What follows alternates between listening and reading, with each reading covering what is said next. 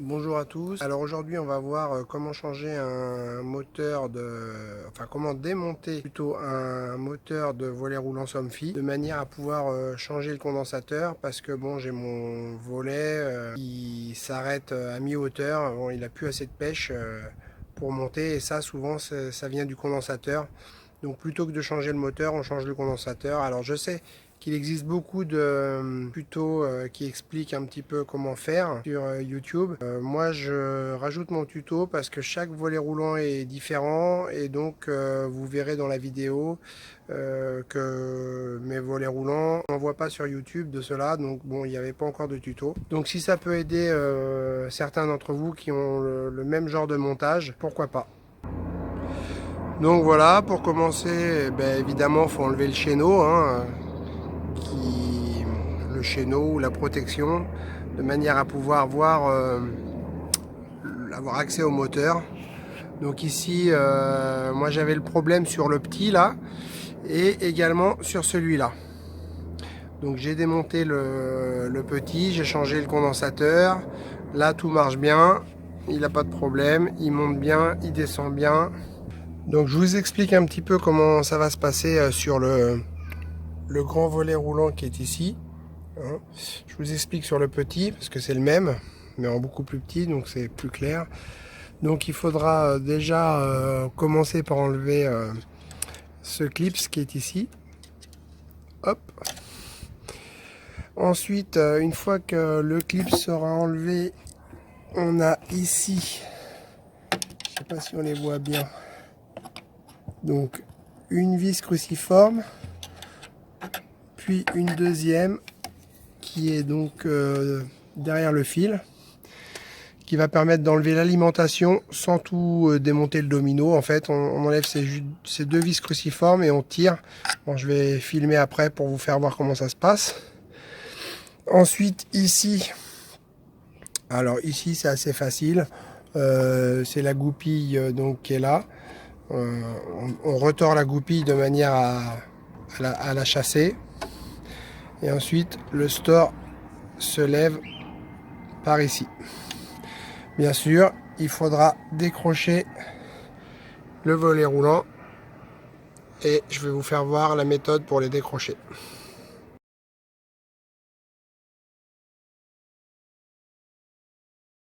Donc on va détacher le volet roulant.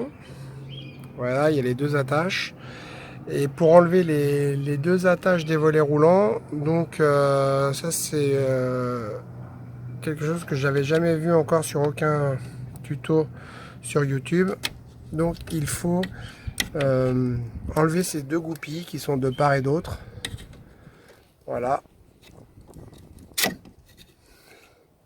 Ça se présente comme ça, il y en a une là et il y a l'autre qui est juste ici.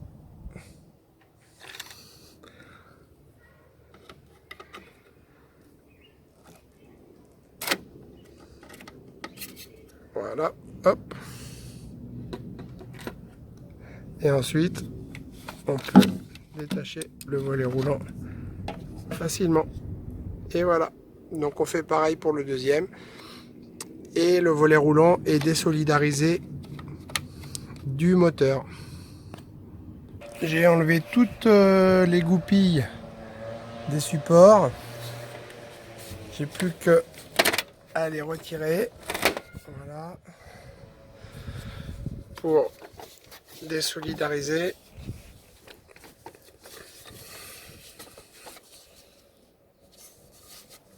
Il n'a jamais été démonté encore depuis qu'il est monté, donc il est un peu raide. Voilà, donc j'ai trouvé la technique pour le faire sauter plus facilement. Hop, j'ai mis mon petit tournevis ici pour faire levier.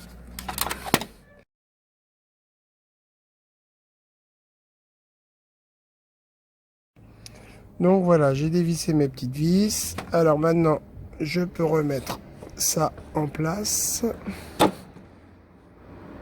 Voilà, je l'ai remis en place et maintenant je vais pouvoir le débrancher.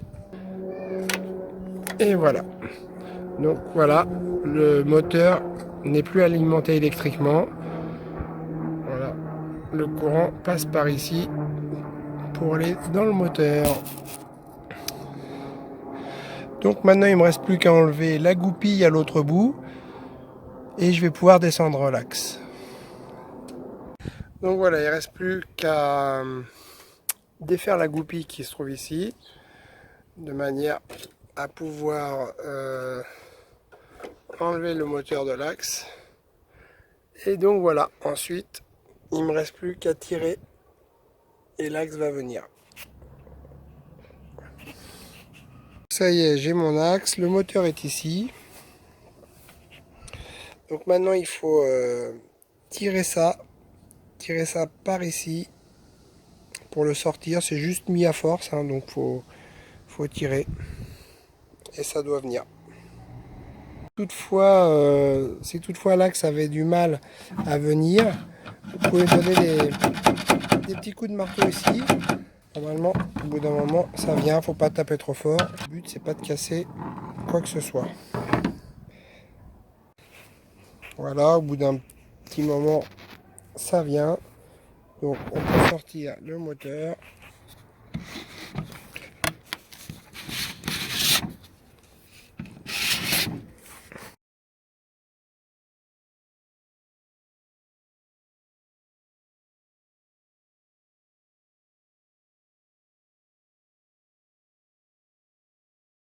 Maintenant, on se retrouve avec juste le moteur du volet roulant.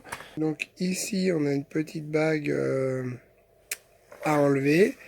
C'est une petite bague qui coulisse, tout simplement. Alors, donc, il s'agit de la faire coulisser.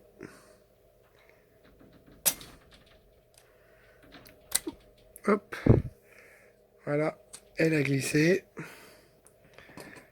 Et on peut enlever du coup maintenant la bague qui laisse apparaître une autre vis Torx. Donc voilà, il y a une petite Torx ici dans le fond de 10. Donc celle-là, il ne faut pas la démonter.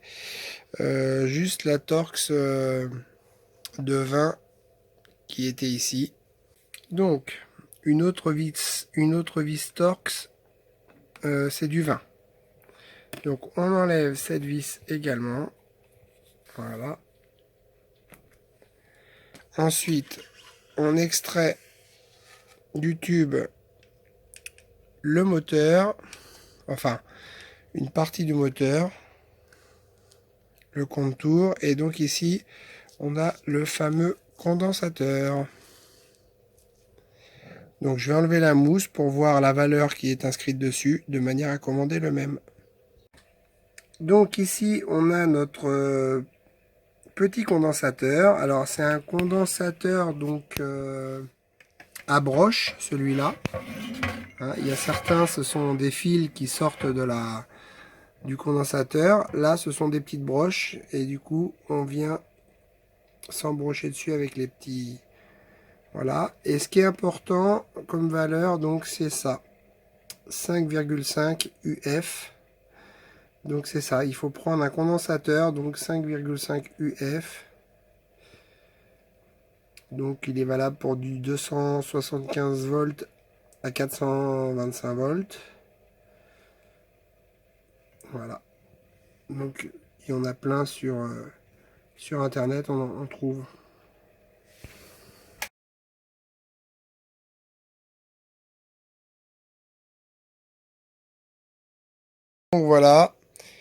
Donc voilà, j'ai reçu mon condensateur, je l'ai commandé sur Amazon. Donc j'ai juste enlevé les petites cosses pour remettre celui-là. Il est un tout petit peu plus gros, mais bon, ça va rentrer dans le tube. Voilà, voilà.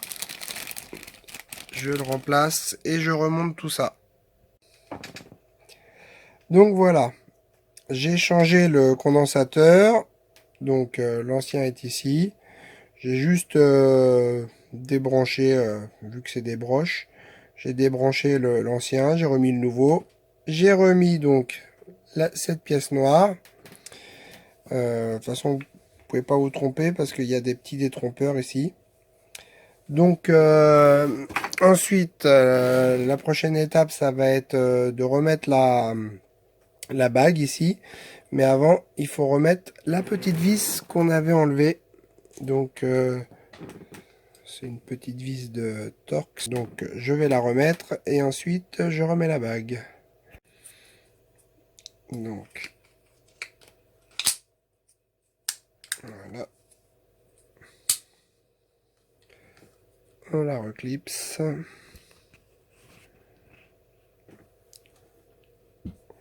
Et ensuite, donc,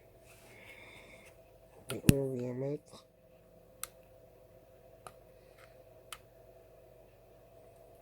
cette petite attache.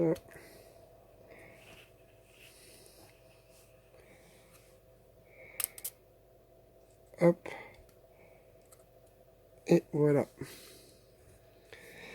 Donc, la bague est remise.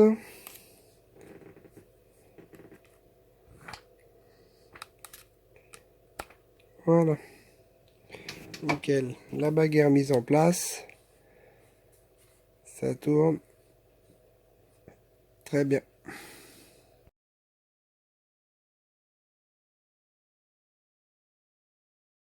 Voilà, donc j'ai ramené mon tube. Remonté. Donc pour le remontage, donc on passe le câble d'alimentation dans le trou. On le branche donc dans le tube. Et on remet nos deux petites vis qui tenaient donc cette prise. Ensuite, on n'aura plus qu'à positionner le tube dans son emplacement. Donc j'ai remis le tube dans son emplacement. De ce côté-ci en premier, le côté du moteur en premier, avec le clips. Comme ça, là, il va plus bouger. Il me reste plus qu'à aller le mettre de l'autre côté et l'affaire est dans le sac. Il n'y aura plus qu'à rajouter, qu'à raccrocher les attaches. De l'autre côté, je prends mon tube et je le positionne donc au-dessus de ma tétine pour le faire rentrer comme il faut. Voilà, là il est positionné, prêt à fonctionner. Donc voilà, le tube est accroché des deux côtés du coup. Il ne me reste plus qu'à raccrocher le tablier. Donc voilà, le montage chez moi c'est comme ça que ça se fait. Donc on met dans cette gorge là.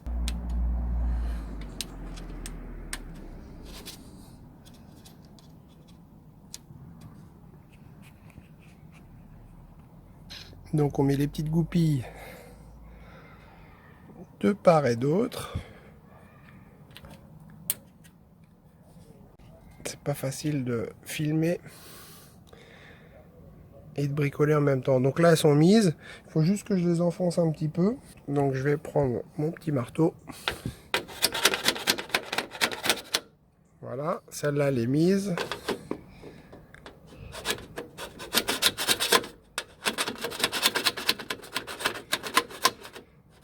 Et voilà, celle-là elle est mise aussi. Donc là on peut considérer que cette attache-là est mise. Donc je vais faire l'opération, la même opération sur les autres. Et après on va tester le tablier, enfin le store, le volet roulant. Voilà, donc j'ai fait un premier essai, le volet est bien remonté. Par contre, donc avant de le remonter totalement, je vais changer mes butées de lame finale qui sont ici et qui sont... alors celle-là n'est pas cassée. Voilà, apparemment celle-là n'est pas cassée, mais elle était défaite. Et celle-là, elle est cassée. Il manque, on voit ici, là, normalement, on doit avoir cette pièce-là qui manque. Donc c'est la butée qui permet je vais vous faire voir, au store de s'arrêter. Donc elle se tourne. Quand elle est tournée, elle est comme ça. Et finalement, dans la glissière, quand elle arrive en haut, cette pièce-là bute, hop, ça freine et ça arrête le moteur. Et pour démonter le store, si on veut le sortir du guide, hop, il faut le tourner comme ça. Ça permet de pouvoir le faire sortir du rail comme je viens de faire là. Donc les butées doivent toujours être en fonctionnement normal. Les butées doivent toujours être dans cette position là. Voilà. Et quand on veut le faire sortir du rail, hop, on le tourne comme ça. Donc moi il était en position pour le faire sortir du rail, donc c'est pas une position normale, je sais pas comment il a fait pour se remettre comme ça. Du coup il s'est enroulé sur lui-même en plus, pas très bien.